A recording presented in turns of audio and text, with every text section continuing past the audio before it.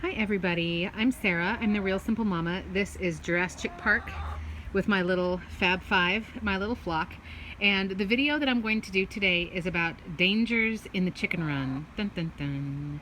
And just a warning, this is not going to be one of my shorter videos, but essentially what I'm going to do is talk you through all of the things that you need to be aware of when you're going out and hanging out with your chickens, particularly in the chicken run, which is the equivalent of their yard, the outside part. Just things for you to think about whether you are about ready to build a new run or it's your seasonal chore time where you're cleaning out things, it's the changing of the seasons, whatever the case may be, just things for you to be aware of. And of course, my intentions are not to scare you, but for you to just be informed and aware of a whole bunch of different stuff. The other disclaimer that I'll put here is I have a smaller flock, I have a smaller yard, so my chickens are not free ranging out on acreage. Of course, the concept is the same, but it's kind of hard for you to walk all of your property and check for some of these things, when your chickens are on a whole huge space. So just keep all of this in mind. I will reference some of my other videos because sometimes I go into one specific issue and do a whole video on that. So you can check out all of my chicken playlists to find other specific videos and get more details on some of these topics. So let's get right into it. So your chickens should not be outside free ranging until they are fully feathered, which depending on the breed is about 16 weeks. That is when they have their waterproof feathers that help them control their body temperature so they don't have to be in a brooder anymore. And so these are things where, again, if you're building a new space for your birds, like I recently opened up this area, I'll show you, or you are moving, or you're thinking about where to put a coop because you don't have chickens yet, these are just some things to be aware of. I will also say my last little disclaimer before we get into specifics. Chickens are very smart and they're very stupid at the same time. For some, it's like they have an instinct of knowing which plants are poisonous or which snakes are venomous and knowing to stay away from some things. It's like, I didn't know that. I had a poisonous plant in with my chickens and they never touched it. They never messed with it. They knew. Other times, your chickens will see a long piece of string and then they'll eat it and then it jams up their crop and it kills them. So their mister's coming on, it just scared them. So do everything that you can to try to prevent things, but also a lot of stuff we just kind of hope that our birds have common sense, although we kind of know how that is. So the first thing, and I'm going to reference, like I said, some other videos that I have that go way in detail about stuff, is predators. You want to walk the perimeter of your property, your chicken zone, on a regular basis because there are predators that can come in from different ways. There are predators that will dig down underneath, which is why you want a predator barrier, and I talk about that in a lot of my coop hack videos. I also have a whole predator proofing video that goes way into detail.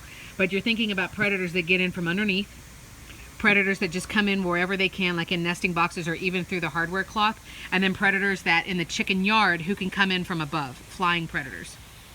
So you just want to walk the area on a regular basis. Make sure you have hardware cloth. Hardware cloth like this, the opening is either a 1/2 inch or a 1/4 inch, so it's much smaller than just chicken wire. Some predators like raccoons and possums, they will reach in and they will rip off a chicken's leg or a chicken's head if they can. Animals like snakes and even rodents like mice, they can squish themselves way down because their skeleton is not actually bone. Some of the animals we're talking about, their skeleton is cartilage or it can disjoint itself. So just looking around and seeing if you can see signs of somebody's been trying to dig here or, this needs to be patched, things like that. That's a danger. The next thing we're going to be looking at is, of course, making sure that your chickens have food and water access at all times. If they have to be locked inside, that kind of sucks for them, but it's not dangerous. What's dangerous is your chickens not having access to food and water. It needs to be clean, it needs to be dry, and they always, always, always, always need access to it, so leave it out. They don't eat and drink at night, but, obviously, there's no need for you to pick it up at night either. Now, I will say on the flip side, another danger, and I have known people whose chickens have fallen into bigger bodies of water is not really correct, but bigger swimming pools, bigger troughs, and they've drowned. Theoretically, and you can watch videos on YouTube, it's hilarious. Theoretically, chickens can float if they are upright, and they just sit on the water like a duck, right? Because all birds have hollow bones, very lightweight bones. And most chicken breeds, except for like frizzles and silkies, they have waterproof feathers on the top. So they're not even really getting that wet. They just kind of sit there and they're like, oh, okay, well, this is my existence. So keeping that in mind, though, if a chicken cannot right itself or if something kind of goofy happens, chickens have been known to fall into a deeper trough or a deeper bucket and they can't get themselves out and they wear themselves out or they just drown. So you need to be really careful. Even with giving your chickens medication, liquid medication, you have to be careful you don't just shoot a whole bunch of it into their mouth really quickly because they can aspirate, and that's Obviously, that's really, really bad. While we're over here, this is in the chicken run, and you can see, they've picked plants clean and things like that. I have had discussions on some of my other videos before as far as what ground coverings you should use. Now here, I'm in a rental house. The landlords know that the chickens are out here and they're fine with it, whatever. I'm not going to pay, of course, to have truckloads of dirt brought in for this rental property that's not mine. If I had my choice, I would have dirt or sand out here for the girls, or grass, obviously, if we're talking about that. Some people like to use mulch because you can go down to the city, where they've taken the cut tree branches and that kind of stuff, and you can get mulch by the truckload either really cheap or completely free.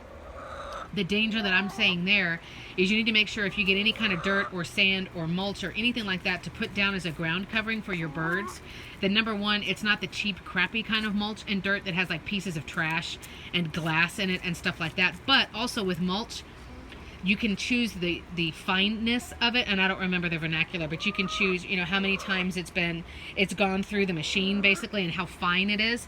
You want to be really careful about sharp objects, right, Lacey?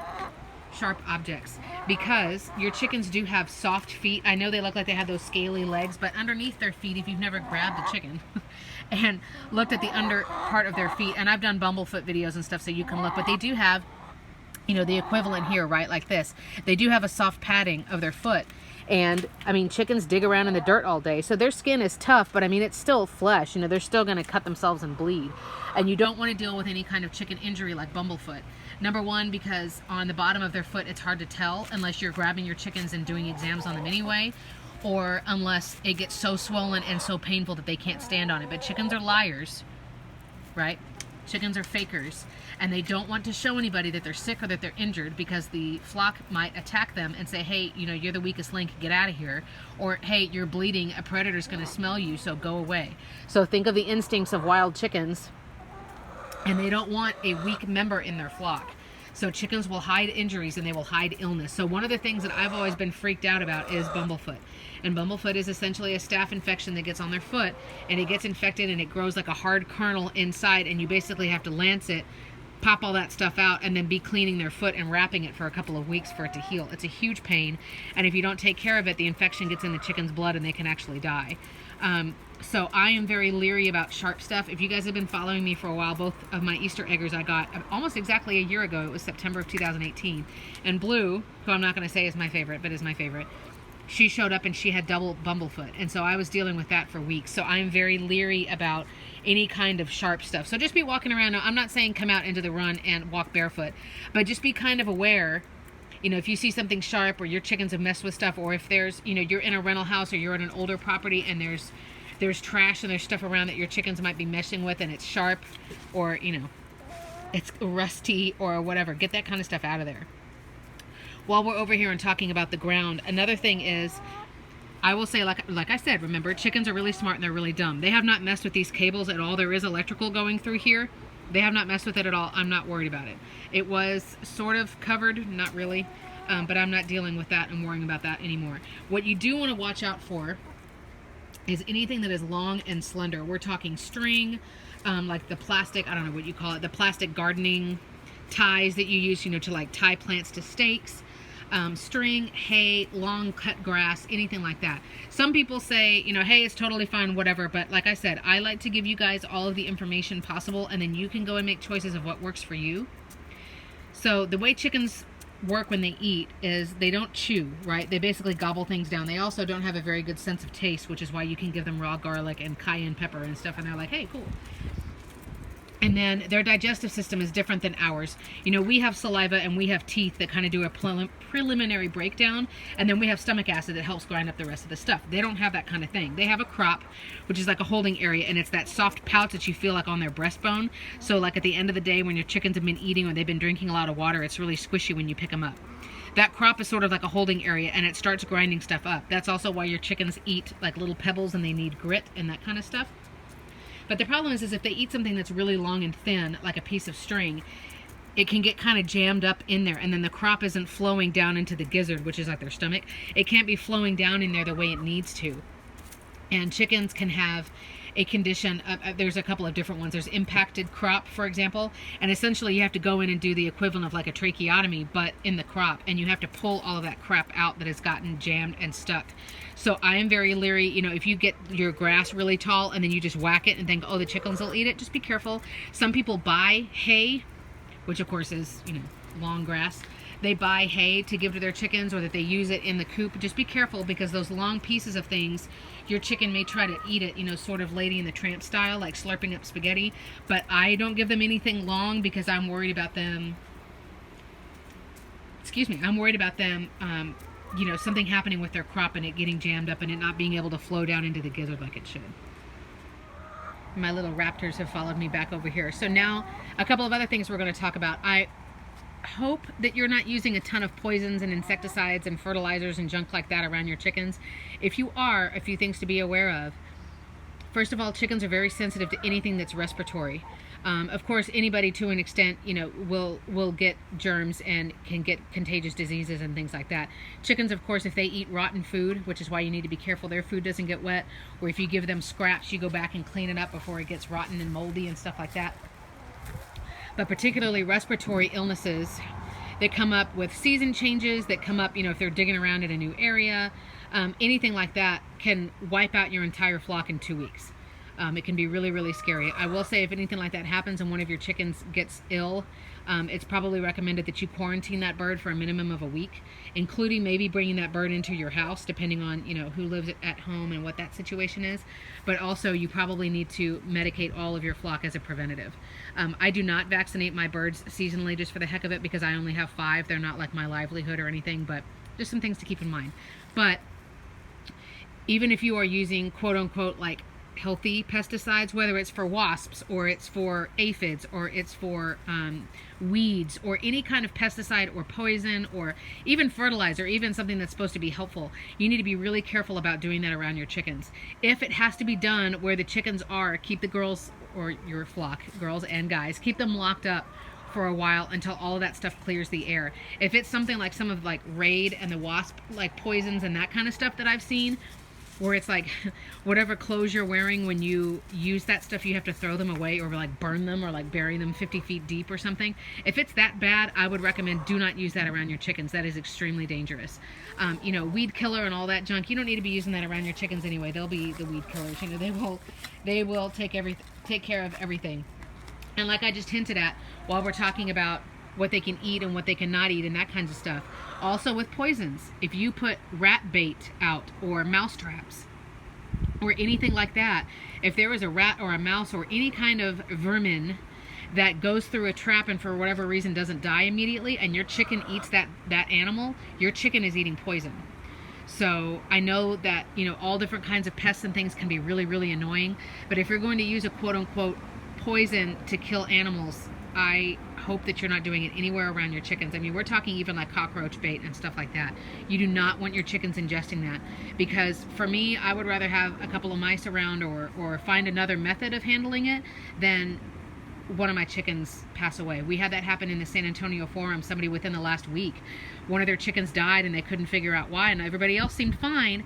And then the next day or two, she found one of her other hens carrying a dead rat around in its mouth, like, you know, keeping it away, you know, because they were going to eat it. Well, the lady had put out rat poison a week or two before, and so she lost one chicken, presumably to rat poison. The chicken wasn't eating the poison directly, but you understand what I'm saying, they're still ingesting it. Okay, so be really, really careful when it comes to stuff like that. The last couple dangers in the chicken run are, I don't want to say common sense, because I don't ever like to sound like I'm being insulting or like, you know, assuming that everybody knows everything or whatever, because I certainly don't. But we talked about not wanting to have any kind of moldy food. That means not letting their chicken feed, which is all they need, and I stand by that statement. As well as, you know, if you give them corn cobs or watermelon rinds or whatever, come take that stuff up within the next day. You don't want flies. You don't want your chickens trying to peck at food that's gone bad. You know, I have lots of other videos about healthy chicken snacks and what they can and cannot eat and all that kind of thing. But you don't want to give them anything and be like, oh, I'm sure it's fine. You know, I'm sure they're going to know that you're not supposed to eat that or whatever, but you never know, right? The last couple dangers in the chicken run that we were going to talk about, I'm kind of going back to the vermin because this is something new that I'm dealing with. So I've had 2 different kinds of like pests hanging around the chicken coop over the last few weeks, and I'm trying to decide what to do with it. So this is just something kind of an FYI to be aware of. If you've got chickens and you've got chicken food and there's chicken poop and there's eggs and all the other things that come along with having chickens, there are certainly creatures around that you may not have noticed, but don't be like, oh, we don't have mice. Yeah, you do. You probably do. And I will tell you, I think it's probably cleaned out, but I will tell you, I had opened up my nesting boxes a couple of days ago. And I'm like, oh, my girls, you know, and there's dried peppermint in there. There's rose petals. Look at this. It's like a friggin' spa in here. And there was a nice, clean little pile of mouse poop right next to the egg. And I thought, what? And it makes total sense. I've got a storage bin right there that is, you know, for the most part, watertight and stuff. But I mean, it's not completely like airtight or anything. You know, the food is within that, locked up in another, in a bag. But I'm going to have to package that differently because it's confirmed now that we have mice. Going back to mice and ants. So I know I've got mice, and I'm going to talk about what I'm doing with that, although spoiler alert, it's not that much. And then I had ants coming in through here and then coming up through here. In my opinion, when it comes to pests and things like that, and you know, things for your chickens, it's kind of like, how dangerous is that pest? And then how dangerous is going to be the remedy for me to try to get rid of that pest? Is it worth it? Okay, mice, for example, and I've asked all this on the chicken forums because I don't have experience with mice and mice being a problem. I think they're just attracted to the chicken food, probably. And I've never seen one out during the day. They'll probably just come out nocturnally. What is it, Lace? What is it, my little raptor? The noble chicken. But I kind of asked around, like, I'm sure everybody has, you know, mice to an extent. Like, do we bother doing anything? Like, what's the problem? And they were kind of like, well, you know, they might take a little bit of the food, but they're not going to, like, eat you out of house and home. I am going to get another container. And if you have raccoons or possums or your chicken food is just out, I would say, because you don't want to be attracting more and more animals, like, hey, you know, ringing the dinner bell, get a metal trash can, like one of those big metal trash cans, the old school kind, like Oscar the Grouch style, but then get some bungees that go across the lid to the handles that keep it locked up. That's the only thing that my family and I have found that will keep raccoons and possums and those other intelligent animals, like those mammals, out of the food, is they need a metal bin, not the just like little snappy one, but like you have to put like bungee cords around across it. So they were like, yeah, you can do that, you know, to make sure that your food is locked up and you're not losing food. But other than that, you know, most people were kind of like, eh. You know, you're going to have mice. It's kind of the deal. Like, it shouldn't be that big of a problem. You can use, like I've said in other videos, and I have that deodorizing spray recipe video. Lemon is a deterrent. Peppermint is a deterrent. You know, you can do different stuff like that. So I'm not really concerned about the mice right now. It really surprised me when I saw the mouse droppings. But it's not like, you know, it was a gigantic snake skin that I found or anything like that. So it was kind of like, eh. So in that case, I don't really consider it a danger because I don't really feel like they're going to do anything. Now, I did have one person tell me that mice can come in and chew on chicken feathers, which I was like, what? I need to do more research into that. If it looks like that's going to be a problem, like when my girls are asleep, then, you know, that's a different ballgame. But right now, I'm not really going to do anything. I don't want to come out and put poison everywhere and do whatever. Because it's like, you know, we have chickens. They live outside. Like, you're going to have critters. Like, it's okay. With the ants, I will say, and I'm very proud of myself, first of all, you need to figure out what kind of ants you have. Mine, I didn't feel were carpenter ants because carpenter ants are obsessed with wood. They will eat wood. They're essentially like a termite. If they're crazy ants, then they are crazy. You can look up crazy ants because they're crazy. They are extremely quick. Their bite is absolutely terrible, and they're just, yeah, they're crazy. These were bigger than sugar ants, but they weren't sugar ants. They weren't fire ants. I didn't really know what they were. I used my deodorizing spray for like 3 days in the areas where I saw them. They were here and coming in, and then they were on that nesting box. And I sprayed it for 3 days in a row, and they are gone. And there are no signs of them at all. So I don't know what they were coming in. It wasn't raining or anything. I don't know what the deal was, but problem solved. So when it comes to dangers in the chicken run, a couple of tips in conclusion. The first thing is, and I say this a lot and I will continue to say it, be out with your chickens. Just be around them. I know we work. I know we have kids. I know we get sick, and sometimes we're just like, you know what? I just want to stay inside and watch Netflix or whatever. I totally get it. But your chickens need you every day, and you should at least be out here enough so that, you know, you don't have a bird who's been showing signs of sickness for a week and you never noticed, or, you know, somebody hasn't been, you know, there's one color egg that hasn't been in the nesting box for 5 days and you haven't noticed, or they completely run out of food and water because you're being negligent. They need you every day. So be out here often enough that you can be checking the perimeters. that you can be just kind of looking around for sharp stuff. And if you've got a smaller zone like I do, you know, like one day, okay, I'm going to check like right in this area right here. And then the next day I'm going to go check over there. I mean, if you're patrolling everything on a regular basis, you know, you should be good. The other thing I will say, and I'm trying to think of, you guys give me ideas in the comments, I'm trying to think of how I can kind of show you what I do for a chicken journal. And I am super type A, so I love documentation, I love information, but be keeping track of stuff.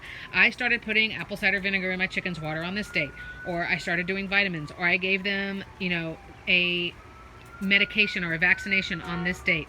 So-and-so lays this color egg, so-and-so lays this color egg. You know, this is a picture of this chicken and her name and her favorite color and, you know, her preferred flavor of ice cream and, you know, whatever. Just have some stuff written down for your chickens. You know, I've kind of kept track of when I was switching between 2 different brands of food. I just finished giving the girls a bag of Feather Fixer to help them through their molt. And just kind of keeping note of that. That way, then this is kind of dark. But if something happens in the future and you're trying to figure out why, and I know this is kind of cruel, but if you lose a chicken or a chicken gets sick or a chicken stops laying eggs or whatever, and you're trying to remember, you know how that is, how stressful it is, how hurtful it is, or you're talking to somebody on the forums online, or you go and talk to a vet and you're like, I don't really know when I switched food, or I don't really know what I was doing before, or I don't really know. But if you can kind of have an idea, and you can be writing it down, keep it in a Ziploc, and mount the Ziploc inside your coop, it'll be perfectly fine from the rain and the weather and whatever. You know, if you have a smartphone, use a note. Send yourself emails. I mean, I don't know, collect Post-its in a box, like I don't care. But try to do something to where you're documenting and you just kind of have a clue of, hey, there's this kind of plant, you know, pop a leaf off and take it to your nursery or take it to a hardware store or look on iNaturalist or Google Lens and be like, what kind of plant is this? Why don't my chickens eat it? Is it poisonous? Do I need to get rid of it? You know, my chickens found this snake. Is it venomous? You know, can chickens eat frogs? Like there's all kinds of stuff. And I don't want you to start getting obsessed with worry and looking at every little rock and every little, you know, bug and like freaking out. But I do want you to be aware, and you can't be aware if you're not out here. So the big thing is for you to just be checking their zone. Like this zone, I'll admit, is very awkward for me to walk in. It's difficult. It's difficult for me to get past this, but I do it a couple of times a week. You know, I'm double checking that we don't have a secret egg stash somewhere. I'm double checking that there's not, you know, this is an old fence and it's not my fence, you know, but I'm making sure that there's not, if there's posts of the fence that are coming apart or whatever, I need to repair it. I need to tell my landlord because I don't want animals getting in and I don't want my chickens getting out. So just being aware, documenting, keeping track of stuff. Right, Grace? Gracie? But there are things that you need to be aware of. There are dangers. I mean, and you can go on iNaturalist. It's a free app where you basically can upload pictures of bugs and flowers and plants and all kinds of stuff, and people will tell you, hey, I think this is what it is, and you can compare. But you can look geographically, like what are the snakes that I need to be worried about in this area? And I don't want anybody to lose a bird. I don't want anybody to deal with the hell of a chicken who is sick or injured, or you have to spend $466 at the vet because you're crazy. You know, just be watching your birds, know your birds, and just go out in their zone in the mind of a chicken, which, you know, that shouldn't take too long. But going out and just being aware of their area, because there are dangers. There are things you need to be careful of. And if you're designing a run from scratch, hopefully this is giving you some ideas of what kind of stuff you want to put down, what kind of parameters you want to have, all that kinds of stuff. What is it, girls? My little raptors. But I'm Sarah, the Real Simple Mama. I'm sure I missed some stuff because I always do. So tell me in the comments, you know, what are some things that you found out in the chicken run where you were like, oh my gosh, or some things that you've encountered, some things that you advise, whether it's, you know, what you use to kill weeds. I mean, you can just use bleach and water. You can use vinegar and water. That's what I use. You can use your hands, you know, and just rip them out. But there's all different kinds of solutions, and I really appreciate everybody who comes on and just helps each other, because that's what we're about. We love our birds and we want to take care of them, and we don't want to be wasting money or causing pain to any of our chickens. So let me know. Ooh, look at that stretch. Jeez. Ridiculous chicken. So let me know what I missed. Let me know what you think. I have a whole list of more videos that are coming in the next couple of weeks. I appreciate you guys being patient and all of your love and your help, and we will be back soon. Say bye, girls.